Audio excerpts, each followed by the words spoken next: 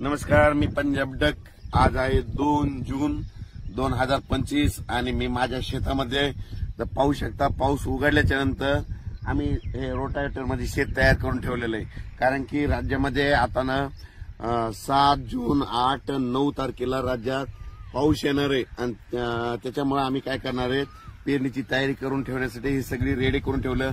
गवत उगवलं होतं म्हणून काय केलं, हे रोटावेटर केलं.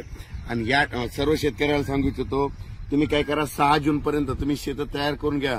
कारण की राज्यामध्ये 7 जून 8 9 10च्या दरम्यान पुन्हा पाऊस येणार आहे. आणि त्याच्यानंतर राज्यातल्या सर्व शेतकऱ्याला सांगू इच्छितो, जर 7 8 10 जून पर्यंत नाही झालं तर तुम्ही काय करा, 12 जून पर्यंत तरी तुम्ही तुमच्या शेताची कामे करून घ्या. कारण की राज्यामध्ये 13 जून ते 18 जून राज्यात मुसळधार पाऊस पडणार आहे. ठिकठिकाणी वडी नाणे वाहतील असा पाऊस पडणार आहे. म्हणून हा अंदाज लक्षात येतात. राज्यातल्या सर्व शेतकऱ्यांना सांगू इच्छितो की 13 जून पासून ते 18 जून पर्यंत दररोज वेगवेगळ्या जोरात पाऊस पडणार आहे. मुंबई, पुणे, नाशिक, संगमनेर तर अतिमुसळधार पाऊस पडणार आहे. म्हणून हा अंदाज लक्षात घ्यायचा. नगर जिल्ह्यात देखील अतिमुसळधार पाऊस पडणार आहे. पुणे जिल्ह्यात अतिमुसळधार पाऊस पडणार आहे. आणि परत एक सांगतो की जे उजनी धरण आहे, म्हणजे ह्या पावसामध्ये 7 ते 8 टीएमसी पाणी आलं होतं. तर आता हे जे उद्याचा पाऊस पडेल तर त्याच्यामध्ये उजनीच्या धरणात देखील पाणी येणार आहे. कशामुळे की पाऊस पुणे जिल्ह्यामध्ये, नगर जिल्ह्यामध्ये, जुन्नर तिकडे खूप पडणार आहे. त्याच्यामुळे त्या उजनी धरणाला देखील यावेळेस लवकर जूनमध्येच पाणी येणार. इतिहासात पहिली वेळ राहणार की जूनमध्ये पाणी आलं. म्हणून हे सांगू इच्छितो.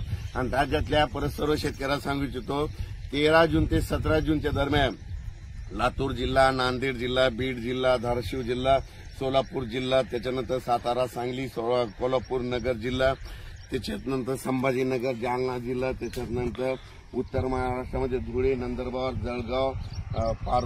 जळगाव, पारगोळा, तसेच बुलढाणा जिल्हा, बुलढाणा, अकोला, अमरावती, वर्धा, नागपूर, भंडारा, गोंदिया, चंद्रपूर, यवतमाळ, हिंगोली, वाशिम, यवतमाळ, यामध्ये सांगायचं झालं सर्व जिल्ह्यात 13 जून पासून ते 18 जून पर्यंत खूप पाऊस पडणार आहे. तुम्ही काय करा, शेतीची कामे करून घ्या.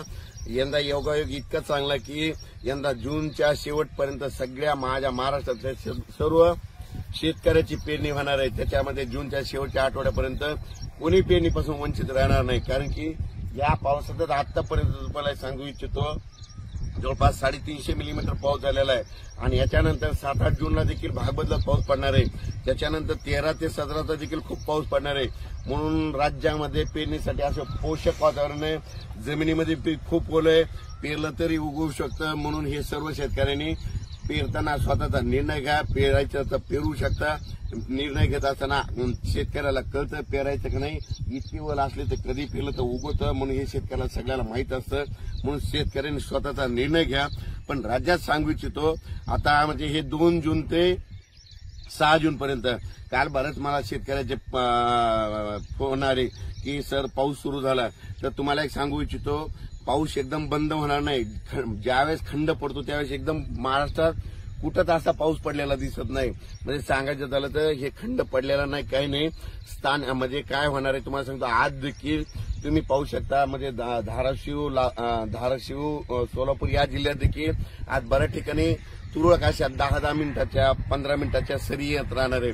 त्याच्यानंतर 3-4 तारखेला देखील इकडे विदर्भात देखील म्हणजे बुलढाणा, अकोला, अमरावती, जळगाव तिकडे देखील थोड्या सरी येणार आहे. 10 मिनिटाच्या 20 मिनिटाच्या, एवढ्या मोठा पडणार नाही, फक्त 10-20 मिनिटाचा पाऊस पडणार आहे. पण 6 जूनच्या अगोदर तुम्ही काय करा, शेत तयार करून घ्या. कारण की शेतामध्ये तण झालेलं आहे. आणि तण झाल्यामुळं जर आता जर तुम्ही शेत नाही तयार केलं तर 7 8 जूनला पाऊस पडेल, पुन्हा तुम्हाला वापसा भेटणार नाही.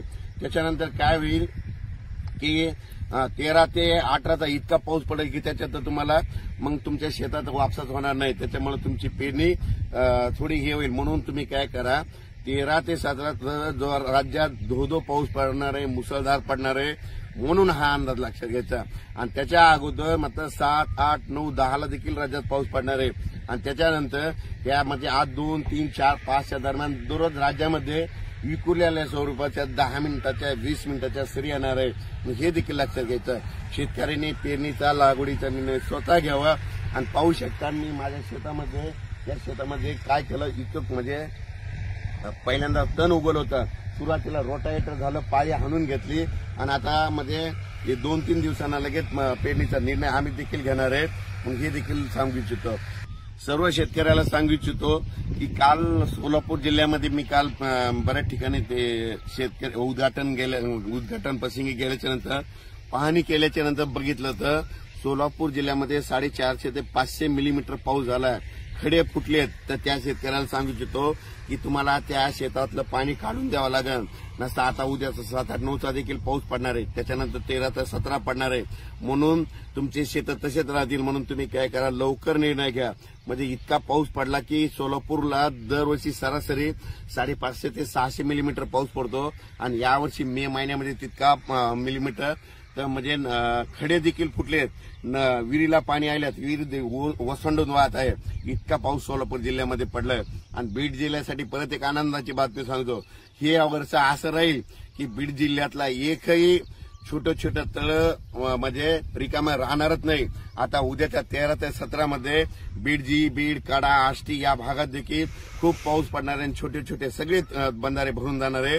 म्हणून खास करून दुष्काळपट्टा बीड जिल्ह्याच्या शेतकऱ्यासाठी आनंदाची बातमी म्हणजे 13 ते 17चा पाऊस पडणार आहे, खूपच पडणार आहे बीड जिल्हा, कडा, आष्टी या भागामध्ये. म्हणून त्यांच्यासाठी खूप आनंदाची बातमी. लातूर जिल्ह्यात देखील यावर्षी खूपच पाऊस पडणार आहे, म्हणून त्यांच्यासाठी देखील आनंदाची बातमी. तसं सरासरी बघितला संपूर्ण महाराष्ट्रातच यंदा चांगला पाऊस पडणार आहे. म्हणजे 2025 हे चांगलं शेतकऱ्याची साल राहणार आहे. आणि मी पहिल्यापासून म्हणतो, तुम्ही बघा माझ्या अंदाजात वाटल्यास व्हिडिओमध्ये बघा की यावर्षी शेतकरी जूनच्या शेवटच्या आठवड्यात पेरणी करायला दिसेल म्हणून असा अंदाज दिला होता आणि ते तुम्ही वाटल्यास बघू शकता. आणि यावर्षी तशीच परिस्थिती राहणार आहे.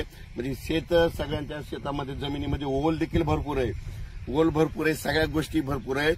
फक्त पेरताना काय झालं की वापसा होईना, म्हणून वापसा झाल्यानंतरच शेतकरी निर्णय घेतील. अचानक वातावरणात बदल झाला, उद्याचा एक मेसेज दिला जाईल. धन्यवाद.